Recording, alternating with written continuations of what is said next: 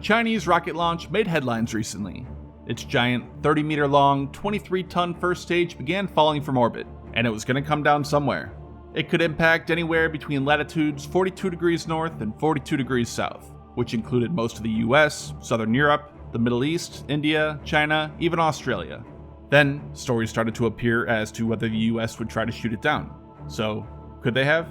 And now, our sponsor, Rise of Kingdoms. It's a mobile strategy game that combines real-time strategy and gameplay. Like most traditional strategy games, your goal is to build up the most powerful civilization. Ally with your friends and players across the globe to conquer the 1.5 million square kilometers of land. It has great graphics, realistic, hardy battle scenes, and a huge degree of freedom. It has over 60 million players and maintains an impressive user rating on both Google Play and App Store. You can choose from 12 different civilizations, collect resources, develop your technology, travel through the eras, and build up your own dream city.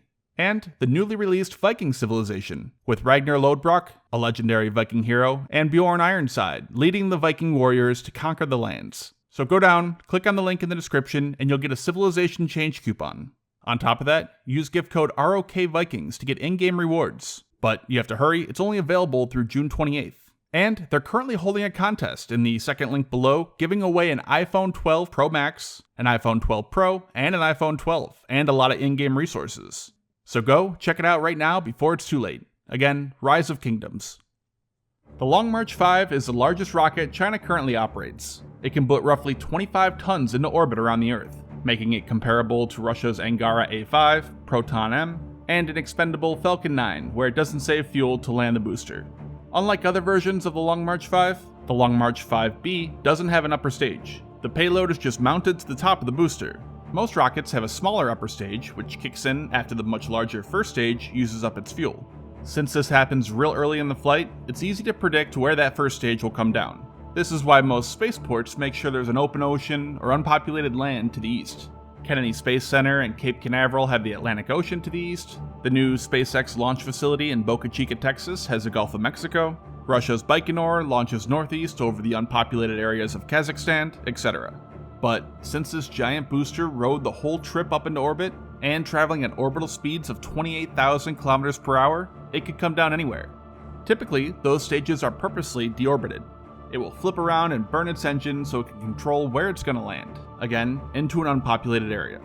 But for whatever reason, China did not or could not do this. If you were paying attention to the news in the days before it crashed back down to Earth, you would have noticed the wide estimates of time of when it was going to come down. That's because at such high altitudes, the atmosphere is extremely thin, so the amount of drag is so small that even the slightest error in calculations would massively change just when and where it would come down. On top of that, the rocket was tumbling. As it tumbled, the amount of drag changed. When it was facing straight, the surface area hitting the atmosphere was small, creating less drag. When it was sideways, there was more exposed surface area, which created much more drag. And, to make matters even worse, it was not in a perfectly circular orbit. Part of the orbit was higher, its apogee, and part lower, its perigee. So, at different times in its roughly 90-minute orbit, it experienced differing amounts of drag. And all this drag slows down the rocket, lowering its altitude.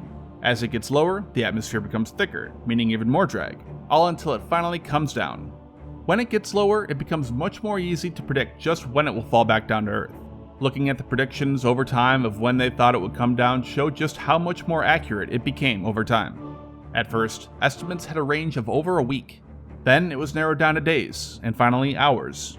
But until you finally know when it will come down, you don't know where, which brings up the idea of shooting it down. The world is mostly open ocean, about 71%. On top of that, most of the landmass of the Earth is unpopulated, whether it's the Sahara Desert, which itself is larger than the entire United States, or most of Australia, Western China, or other vast deserts across the world. The odds of it actually hitting a populated area is so small, so there's likely no need to shoot it down.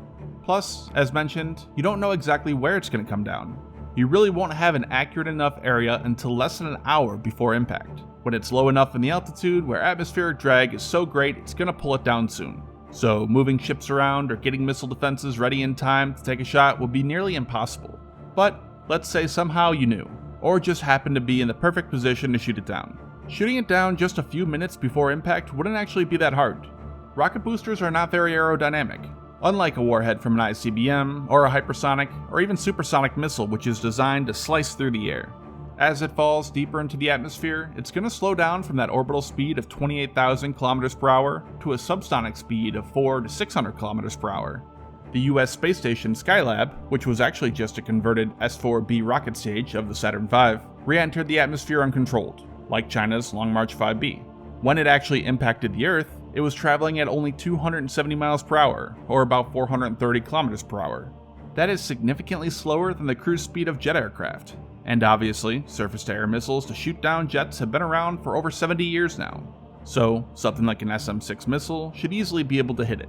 That is, of course, assuming the heat from the re-entry hasn't ripped apart the rocket booster, which is pretty common to objects that are re-entering the atmosphere. If it did stay intact, or if there were a large enough piece that you wanted to hit, by the time it had slowed down to less than 1,000 kilometers per hour, it would be falling nearly straight down. So, hitting it with a missile would probably just spread debris over a larger area. All that debris is still going to come down, and that could be even worse, depending on what area you're trying to protect by shooting at it. So, maybe you want to shoot it down earlier, while it's still higher up in altitude and moving much faster. Let's say you knew it was going to come down and impact a major US city on the west coast, and you're lucky enough to have a ship in its path out in the Pacific Ocean. At this point, it's still traveling extremely fast. That slowdown to subsonic speeds occurs very abruptly, in the final couple minutes before impact. So, shooting it down 20 minutes before impact means it's still going to be moving at close to orbital speeds, over 20,000 kilometers per hour, and at a tricky altitude to intercept, around or just below 100 kilometers. This is referred to as endoatmospheric. Exoatmospheric, or in space, is somewhat easier. The US has shot down 2 satellites in space, and interceptors like the GBI are able to shoot down ICBM warheads at those higher altitudes.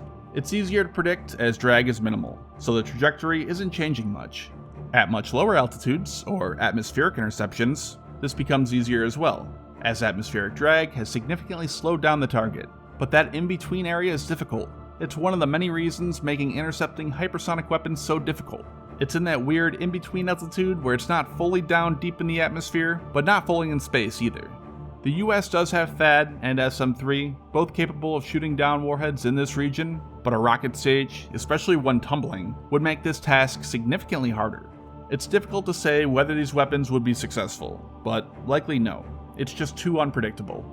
And finally, another option would be to shoot it down early, while it's still high in altitude and experiencing minimal drag. This would make it similar to shooting down satellites, which again is something the US has done twice, as well as China and India.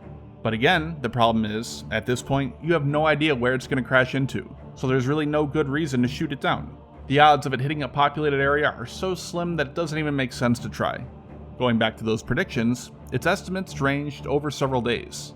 Even if you can get it down to accurate within a few minutes, just a few minutes off can mean over 1,000 kilometers of difference in impact point due to its speed. But the US has actually done this already. In 2008, the USS Lake Erie launched an SM-3 missile to shoot down a satellite, USA-193, that was expected to re-enter and crash into Earth sometime in the next several weeks, in what was called Operation Burnt Frost. So, depending on when you try to shoot it down, it is possible. The earlier the better, but at the same time, earlier might be pointless because you have no idea where it's going to hit. So, unless you just want to show off your abilities, which really isn't that far-fetched for the US considering that they did just this before, it really isn't worth trying. Also, the fact that it's a Chinese rocket could have created political issues. Even though it was falling back to Earth, it could have set a dangerous precedent shooting down each other's rockets. And, as we know, the US did not try to shoot it down. It ended up crashing harmlessly into the Indian Ocean, and not any populated area, which was the most likely scenario all along. And again, one more time, don't forget to check out Rise of Kingdoms. The link is in the description below.